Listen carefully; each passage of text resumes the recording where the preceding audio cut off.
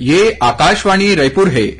प्रादेशिक समाचार बुलेटिन के संग अभिषेक के जय जोहार। अब सुनो आज के प्रमुख समाचार। प्रदेश में पटवारी मन के हड़ताल ले आम आदमी ला होवत परेशानी ला देखत हुए राज्य शासन ह आय और जाति प्रमाण पत्र बनाए बर अस्थायी दिशा निर्देश करिस जारी। भाजपा डहर ले चलाए जावत महासंपर्क महाअभियान के तहत पार्टी प्रदेश प्रभारी ओम माथुर ह काली 11 जून ले आने लोकसभा क्षेत्र के दौरा करही और छत्तीसगढ़ माध्यमिक शिक्षा मंडल के ए बछर के कक्षा 10वीं और 12वीं बोर्ड परीक्षा के मेरिट सूची में आए लइका मन ला कराए गिस हेलीकॉप्टर जॉय राइड। अब समाचार विस्तार ले। प्रदेश में पटवारी मन के हड़ताल ले आम आदमी ला होवत परेशानी ला देखत हुए राज्य शासन ह आय और जाति प्रमाण पत्र बनाए के संबंध में अस्थायी दिशा निर्देश जारी करे है। सामान्य प्रशासन विभाग के आदेशानुसार एस्मा लागू होए के बाद भी पटवारी मन हड़ताल ले वापिस नहीं आए है, जेखर ले जन सामान्य ला आय और जाति प्रमाण पत्र बनवाए में अब्बड़ परेशानी होवत है। जेला देखत हुए अस्थायी निर्देशानुसार जाति प्रमाण पत्र बर जरूरी भू अभिलेख, मिसल, जनगणना अभिलेख, दाखिल खारिज रजिस्टर, जमाबंदी और खसरा के नकल जैसन कागजात जिला कार्यालय के अभिलेखागार और विभागीय ऑनलाइन पोर्टल में घलो उपलब्ध हवे। ऐसन दस्तावेज पटवारी ले लेहे बर बाध्य नहीं करत हुए एला ऑनलाइन या जिला रिकॉर्ड रूम ले प्राप्त दस्तावेज के आधार में अग्रिम कार्यवाही करे जाही। उन्हें जरूरी होए में वंशावली ला ग्राम पंचायत के सचिव या ग्राम पंचायत के प्रस्ताव के आधार पर स्वीकार करत हुए जाति प्रमाण पत्र जारी करे जाही। ये आदेश में साफ निर्देश है कि कोनो भी स्थिति में जाति और आय प्रमाण पत्र बनाए बर आवेदक मन से ऐसना कोनो दस्तावेज के मांग नहीं करे जाए जेखर पूर्ति बर ओमन ला पटवारी के प्रतिवेदन बर निर्भर होना पड़े। छत्तीसगढ़ राज्य वित्त आयोग आने प्रदेश के वित्त आयोग के कामकाज के अध्ययन करत है और वो अध्ययन ले मिले जानकारी ले प्रदेश के अनुसार क्रियान्वयन के पहल घलो करत है। छत्तीसगढ़ राज्य वित्त आयोग के अध्यक्ष सर्जियस मिंज के अगुवाई में आयोग के प्रतिनिधि मंडल मध्य प्रदेश राज्य वित्त आयोग के कामकाज के तुलनात्मक अध्ययन करे बर 3 दिन के मध्य प्रदेश राज्य के दौरा करेन। आयोग के सदस्य मन मध्य प्रदेश वित्त आयोग के पदाधिकारी और मध्य प्रदेश शासन के अधिकारी मन संग बैठका करेन। श्री मिंज बताइन कि ए अध्ययन के दौरान कई ठिन महत्वपूर्ण जानकारी मिले है जिन छत्तीसगढ़ वित्त आयोग ला प्रदेश के अनुकूल अनुशंसा में सहायक सिद्ध होही। आयोग के प्रतिनिधि मंडल इंदौर नगर पालिका निगम के अधिकारी मन संग बैठका करके निगम के आय के स्रोत, कर के प्रकार, इकट्ठा करे के प्रणाली और निगम के आय और व्यय के बारे में जानेस। संगे संग इंदौर के स्वच्छता मॉडल के संबंध में जानकारी घलो प्राप्त करेन। नवा रायपुर स्थित पुलिस मुख्यालय में आज छत्तीसगढ़ और राज्य सीमा से लगे हुए राज्य आंध्र प्रदेश और तेलंगाना के संग अंतर्राज्यीय समन्वय बैठका राखे गईस। ये बैठका में छत्तीसगढ़ पुलिस, केंद्रीय गृह मंत्रालय, आंध्र प्रदेश और तेलंगाना राज्य के बड़का पुलिस अधिकारी मन शामिल होइन। बैठका में बेहतर अंतर्राज्यीय समन्वय, खुफिया सूचना के लेन देन, फोकस एरिया में संग्रह अभियान, सुरक्षा विहीन क्षेत्र में रणनीतिक बढ़त और माओवादी मन के सप्लाई नेटवर्क ऊपर कार्यवाही समेत आने मुद्दा में समन्वित कार्य योजना के बारे में विस्तार ले गोट बात करेगी।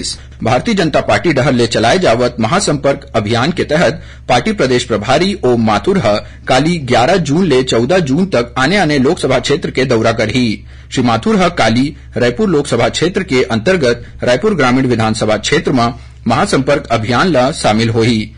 एकर बाद धरसीवा विधानसभा के सियान कार्यकर्ता मन के टिफिन बैठका, भाटापारा में आम सभा और बलौदा बाजार में फेर टिफिन बैठका में शामिल होही। ऐसने 13 जून के श्री माथुर राजनांदगांव लोकसभा क्षेत्र के प्रवास में रही और 14 जून के राजधानी के कुशाभाऊ ठाकरे स्थित प्रदेश कार्यालय में प्रमुख पदाधिकारी मन सो बैठका घलो करही।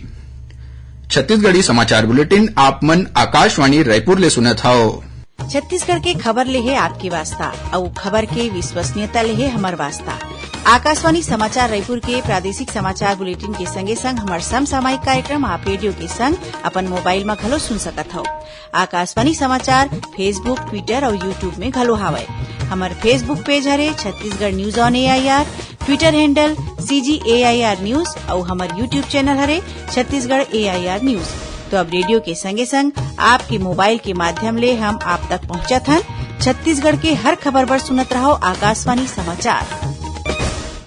अब आगू बढ़वो बाचे समाचार कोती। केंद्रीय मंत्री फग्गन सिंह कुलस्ते काली 11 जून के जांजगीर चांपा लोकसभा क्षेत्र के दौरा में रही। ए दौरान ओमन शक्ति में विधानसभा क्षेत्र स्तरीय भाजपा के संयुक्त मोर्चा कार्यकर्ता सम्मेलन ला संबोधित करही। उहें जांजगीर में सोशल मीडिया इन्फ्लुएंसर मन संग परिचर्चा करही और शिवनीरायण में आम सभा ला घलो संबोधित करही।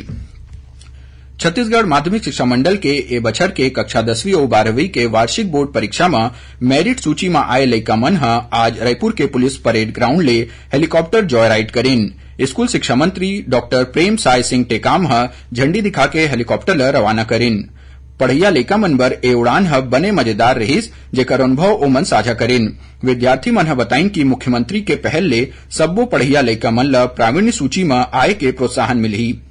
सुनिया मल्ला बता दें कि माध्यमिक शिक्षा मंडल के बछर 2023 के वार्षिक परीक्षा में कक्षा 10वीं में 49 और कक्षा 12वीं में 30 जन बाबू नोनी मल्ला मेरिट सूची में स्थान प्राप्त हुए। छत्तीसगढ़ उच्च न्यायालय में प्रकरण मन के सुनवाई बर नवा रोस्टर बनाए गए है, जेमा 3 डिवीजन बेंच और 15 सिंगल बेंच में जज मन ह मामला के सुनवाई करही। 5 स्पेशल बेंच घलो बनाए गए है। ए बेंच में दिन विशेष में बैठक करके प्रकरण के सुनवाई करही। ए नवा रोस्टर ह गर्मी के छुट्टी के बाद 15 जून ले लागू होही। ईस्ट कोस्ट रेलवे के संबलपुर मंडल में ट्रैफिक ब्लॉक के कारण दक्षिण पूर्व मध्य रेलवे ल चलैया कोनो यात्री ट्रेन के परिचालन ह प्रभावित रही। रेलवे प्रशासन अनुसार 12, 14 और 17 जून के टिटलागढ़ बिलासपुर टिटलागढ़ पैसेंजर स्पेशल ह संबलपुर ब्रजराजनगर संबलपुर के बीच रद्द रही। उहें 13 जून के इंदौर पुरी एक्सप्रेस ह 1.5 घंटा देर ले शुरू होही। एकर अलावा 10, 11 और 12 जून के पुरी ऋषिकेश पुरी उत्कल एक्सप्रेस ह आने रद्दा ई झारसुगड़ा रोड संबलपुर सिटी मार्ग ले होके चलही।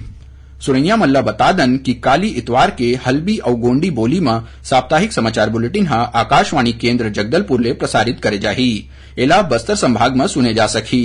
हल्बी में साप्ताहिक समाचार बुलेटिन बिहनिया 7 बजे ले और गोंडी में साप्ताहिक समाचार बुलेटिन ह संझा 6 बजे ले प्रसारित करे जाही। प्रादेशिक समाचार एकांश आकाशवाणी रायपुर डहर ले प्रस्तुत कार्यक्रम जिले की चिट्ठी के प्रसारण काली संझा 6 बजे के 5 मिनट ले 6:10 तक करे जाही। ए कार्यक्रम ला छत्तीसगढ़ स्थित आकाशवाणी के सब्बो केंद्र एके संग रिले करही। ए दारी के अंक में रायगढ़ जिला के गतिविधि मन के बारे में जानकारी दे जाही। राष्ट्रीय वेक्टर जनित रोग कार्यक्रम के अंतर्गत नारायणपुर जिला में मलेरिया मुक्त छत्तीसगढ़ अभियान के 8वां चरण अवैया 15 जून ले शुरू होके 10 जुलाई तक चलही। एकर ले पहली प्रदेश के नारायणपुर जिला ह मलेरिया ले सबले ज्यादा प्रभावित रहे है। अभियान के दौरान 7 चरण में लक्ष्य रखे गए जनसंख्या के आरडी किट ले मलेरिया जांच कराए गई। अब सुनाओ मौसम के हाल। प्रदेश में अभी जोरदार गर्मी के प्रकोप जारी है। ए बीच राजधानी रायपुर समेत प्रदेश के मौसम में बदलाव के संकेत घलो मिलत है। मौसम विभाग के अनुसार अवैया 24 घंटा में प्रदेश में 1-2 जगह में हल्का वर्षा होए और गरज चमक के संग छींटा पड़े के संभावना है। उहें कोनो जगह में अंधड़ और गाज गिरे के चेतावनी घलो जारी करे गए है। और आखिरी में प्रमुख समाचार एक घाव फेर। प्रदेश में पटवारी मन के हड़ताल ले आम आदमी ला होवत परेशानी ला देखत हुए राज्य शासन ला आय और जाति प्रमाण पत्र बनाए बर अस्थायी दिशा निर्देश जारी करे है। भाजपा डहर ले चलाए जावत महासंपर्क अभियान के तहत पार्टी प्रदेश प्रभारी ओम माथुर काली 11 जून ले आने लोकसभा क्षेत्र के दौरा करही। और छत्तीसगढ़ माध्यमिक शिक्षा मंडल के ए बछर के कक्षा 10वीं और 12वीं बोर्ड परीक्षा के मेरिट सूची में आए लइका मन ला कराए गिस हेलीकॉप्टर जॉय राइड। एकरे संग छत्तीसगढ़ी समाचार बुलेटिन इहें सिरावत है। जय जोहार।